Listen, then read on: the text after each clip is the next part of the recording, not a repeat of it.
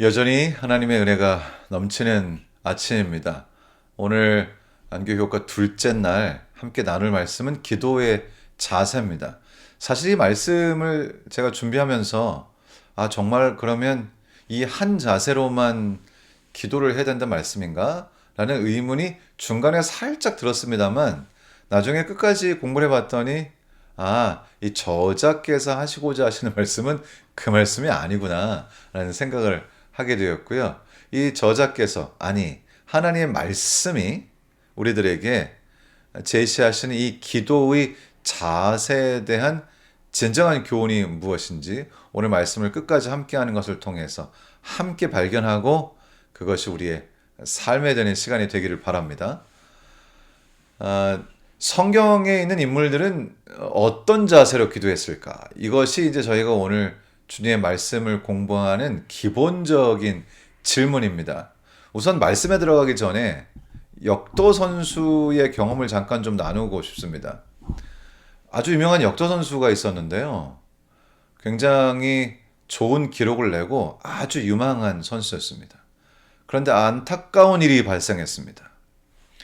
이 역도라고 하는 건 굉장히 무거운 이 역기를 들어야 되기 때문에 잘못하면 몸에 큰 무리가 갈 수 있는 그런 스포츠죠. 그래서 매우 중요한 것이 자세라고 합니다. 그런데 어느 날 이분이 이제 역기를 드는 연습을 하다가 이렇게 바벨을 딱 들어 올리는 순간 삐끗한 것이죠. 사실 저희는 가끔 이렇게 살다가 어디 하나 삐끗해서 아이고 얘가 아프다 이런 생각을 할 때가 있지만 역도 선수가 역기를 들다가 삐끗하면 이것은 생명과도 연결이 될 수 있는 굉장히 조심해야 되는 그런 일인 것이죠. 근데 안타깝게도 들어올리는 순간 삐끗한 것이죠. 결국 이 선수는 그때 척추에 엄청난 압력이 가해지면서 선수 생활을 접어야 했습니다. 너무나 안타까운 일이죠. 그래서 사실 우리가 무엇을 하든지 자세가 참 중요한 것 같습니다.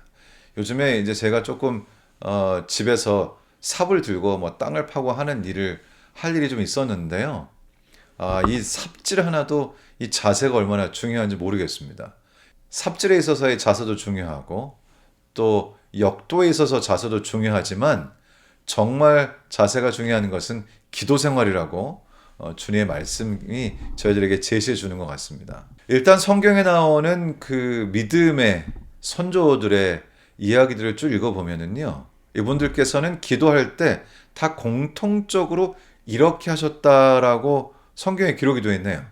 다니엘, 예수님, 스데반, 베드로, 바울 이분들이 다 동일하게 기도를 하실 때마다 취하셨던 자세는 무릎을 꿇는 자세였습니다. 다니엘 6장 10절에 보면 하루 3번씩 무릎을 꿇고 기도하며 그의 하나님께 감사하였더라라고 기록이 되어 있습니다.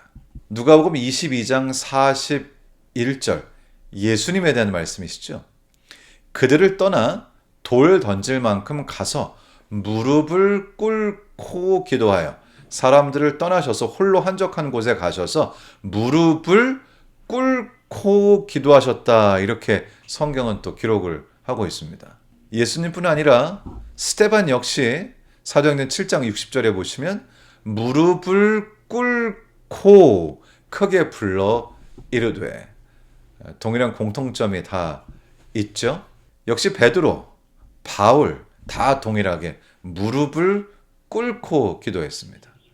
이 말을 한 후 무릎을 꿇고 그 모든 사람들과 함께 기도하니 바울 자신뿐만 아니라 함께했던 모든 사람들이 무릎을 꿇고 하나님께 기도했습니다. 그런데 여기서 우리가 한 가지 주의해야 될 점이 있습니다. 무릎을 꿇는다는 것은 단순히 실제로 우리의 무릎이 바닥에 닿았다 하는 것이 가장 중요한 점은 아니라는 것이죠. 때때로 우리가 살다 보면 예수님께서 때때로 하셨던 것처럼 서서 하늘을 우러러서 기도를 하게도 됩니다. 저는 가끔씩 또 그렇게 하기도 합니다. 또 손을 들어서 회중들을 축복하는 기도를 하기도 하고요.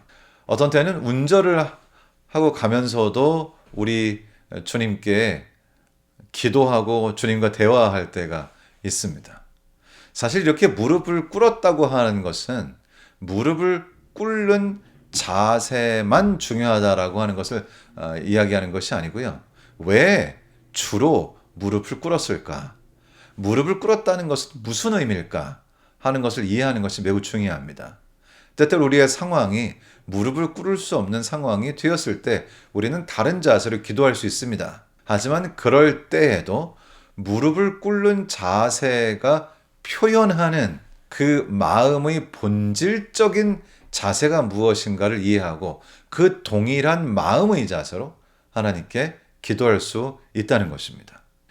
우리 하나님께 왜 무릎을 꿇을까요? 그 첫 번째는 나는 하나님을 경외합니다. 정말 주님 앞에 서면 하나님의 그 위대하심에 내가 압도되고요.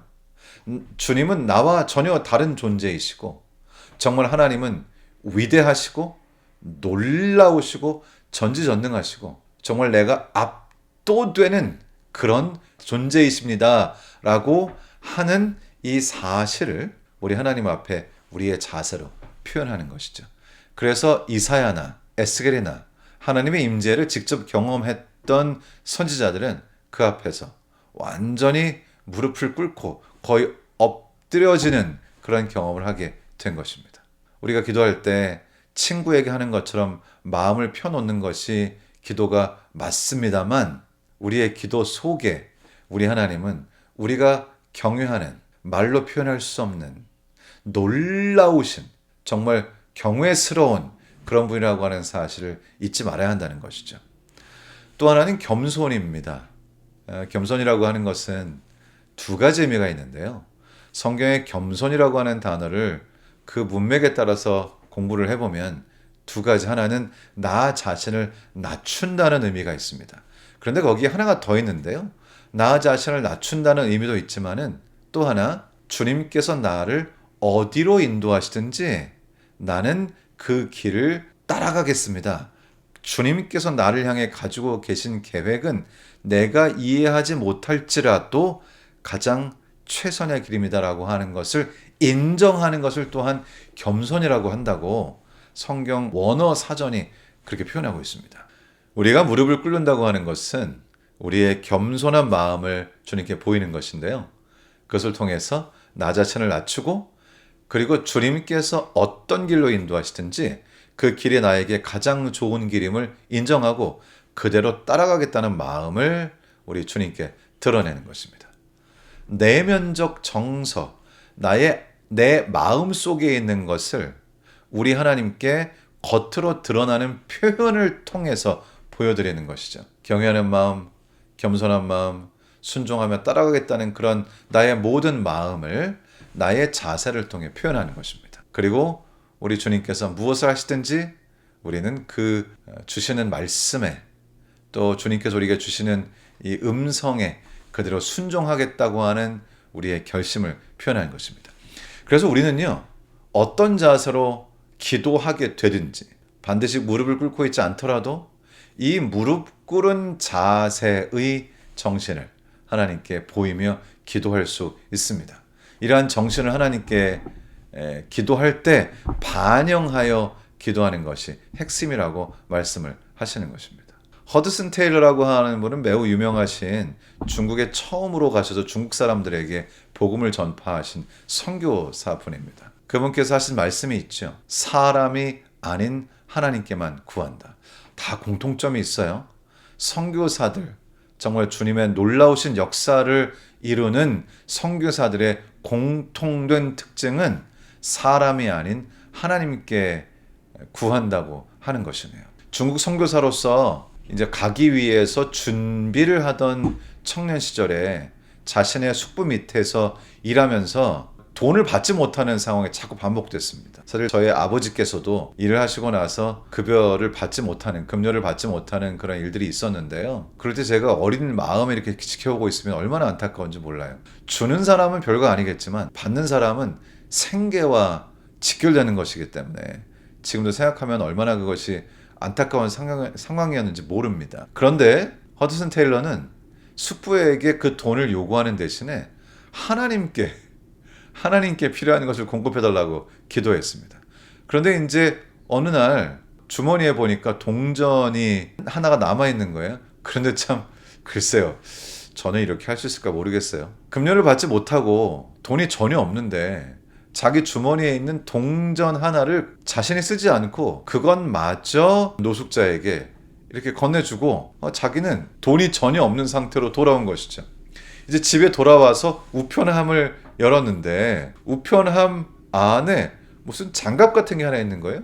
그래서 장갑을 꺼내봤더니 장갑 안에 돈이 들어있었던 것이죠. 어떻게 해서 이런 일이 생겼는지는 이 허드슨 테일러 선교사님 자신도 전혀 몰랐습니다. 그렇지만 한 가지 분명한 것은 사람을 의지하지 않고 하나님을 신뢰했을 때, 보이는 것을 의지하지 않고 온전히 하나님께 의지하고 순종했을 때 하나님의 역사가 있었다는 것이죠. 그래서 이런 경험들을 통해서 나는 이제 하나님을 온전히 의지하고 결코 사람을 의지하지 않겠다라고 하는 원칙을 세우고 선교의 일을 하시게 됩니다.